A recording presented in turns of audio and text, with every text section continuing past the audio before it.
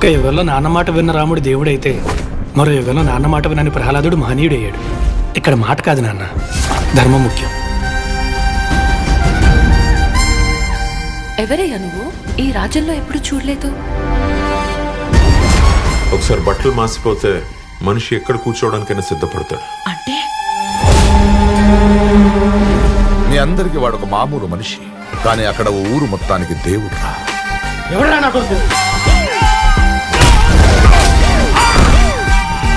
మీ ఊరొచ్చి మీ మనుషుల మీద చేసాడంటే వాడు రాముడు కాదురా, పరశురాముడు. మీకు దండం పెడతాను, నిజం చెప్పండి సార్, ఎవరు సార్ ఆయన?